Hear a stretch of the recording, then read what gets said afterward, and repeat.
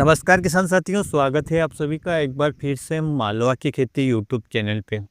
जैसा किसान साथियों, पिछले एक वीडियो में हमने आपको बताया था कि जैसे ही मौसम ख़राब होता है तो उसके बाद जो विभिन्न प्रकार की फसलें हैं उनमें कौन से रोग लगने की संभावना रहती हैं।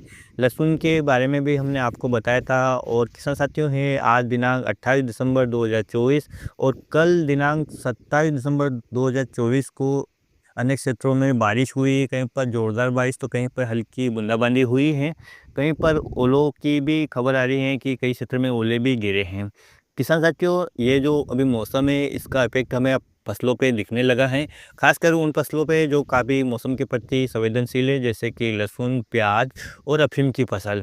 यहाँ पर आज इस वीडियो में हम बात करने वाले हैं लहसुन फसल की। ये किसान साथियों, अभी आप देख पा रहे होंगे कि 2-3 दिनों में आपकी लहसुन की फसल की जो नोक है पत्तियों की, वो पीली पड़ने लगी होगी और पत्तियां हैं जो वो लटक रही। तो किसान साथियों, ये पूरी तरह से मौसम का इफेक्ट है। हालांकि ये कोई बड़ी ज़्यादा समस्या नहीं है, लेकिन जैसे ही मौसम खुलता है इसमें और भी ज़्यादा रोग आने की संभावना है, क्योंकि रोगों के लक्षण दिखने लगे हैं किसान साथियों।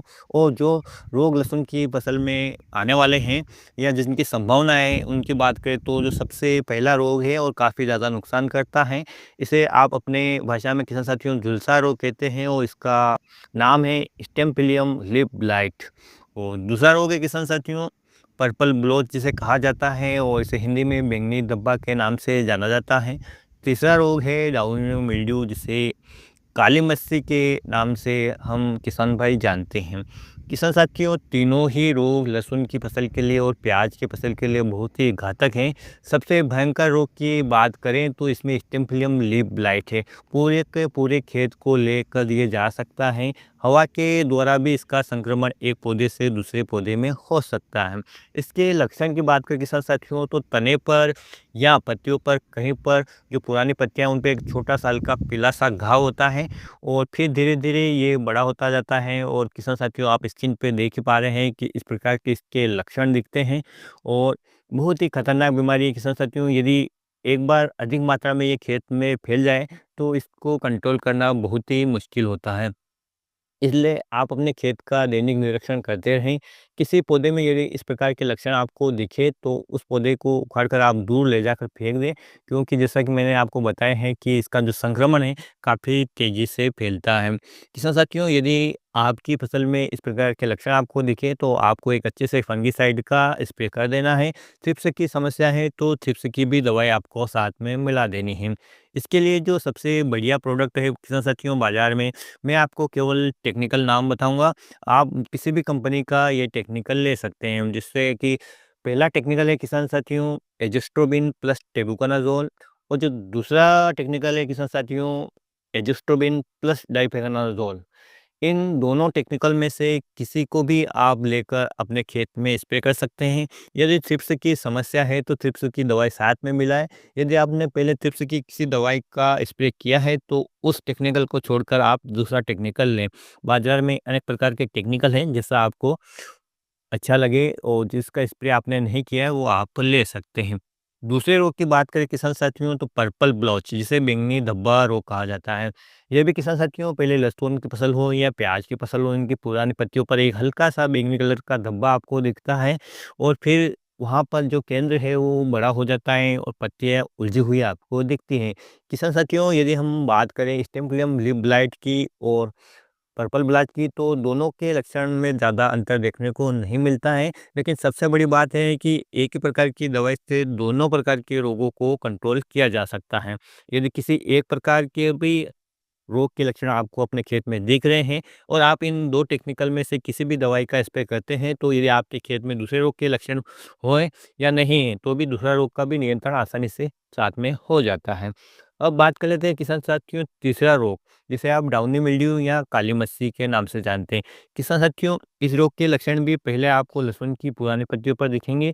पत्तियों के किनारे पीले पड़कर सूख जाएँगी और फिर वहाँ पर काली फंगस जम जाएगी जब वो पत्तियाँ सूख जाती हैं। या आपने खेत में किसान साथियों जब खरपतवार को उखाड़ कर डाल रखा होगा, तो उन खरपतवार पे जो सूखे हुए हैं वहाँ पर एक काली सी फंगस जमी हुई दिखेगी। या जब भी आप अपनी फसल को इस प्रकार की पत्तियाँ जो सूख कर काली पड़ गई हैं, उन पे यदि हाथ लगाएँगे तो एक काला पाउडर आपके हाथों पर चिपक जाएगा। तो ये डाउनी मिल्ड्यू का लक्षण है और इसमें पत्तियाँ सूख जाती है आदि तक और फिर उस पे काली फंगस जम जाती है। धीरे-धीरे ये रोग ऊपर की पत्तियों की ओर आने लगता है। तो काली मछली यानी डाउन्यू मिल्ड्यू को कंट्रोल करने के लिए भी बाज़ार में अनेक टेक्निकल हैं। किसान साथियों, यदि आपका एक भी स्प्रे नहीं हुआ है तो सबसे पहले आप मेटालेक्सिल प्लस मैनकोजेब का जो कॉम्बिनेशन आता है, चाहे आप 4-64 वाला फ़ॉर्मूलेशन लें या आप 8-64 वाला फ़ॉर्मूलेशन लें, इनके केवल डोज़ में अंतर रहता है, दवाइयाँ सेम है। किसान साथियों, तो आप इनमें से किसी एक का भी स्प्रे कर सकते हैं। या किसान साथियों, यदि आपने ये स्प्रे कर दिया है तो आप जो एलिएट और एंट्रोकोल का स्प्रे आप इस समय ले सकते हैं। और ये भी आपने स्प्रे कर दिया है किसान साथियों, तो आप और भी एडवांस में कोई भी ट्रीटमेंट अपनी फसल को बचाने के लिए कर सकते हैं।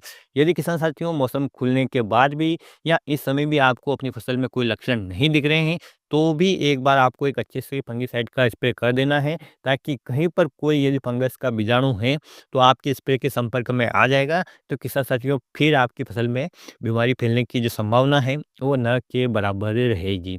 तो इस प्रकार से हम आने वाले खतरे के लिए किसान साथी सचेत रहें, क्योंकि निश्चित रूप से इसका इफ़ेक्ट हमें अभी दिखने लगा है, अभी कम दिख रहा है, लेकिन आने वाले समय में जैसे ही मौसम खुलता है, तो रोगों की एकदम से भरमार होगी, पत्तियाँ हैं एकदम से वो नीचे लटकेगी, क्योंकि अचानक से ऐसा मौसम खुलने के बाद मौसम जब भी चेंज होता है तो किसान साथियों फसलों में इफ़ेक्ट होता ही होता है।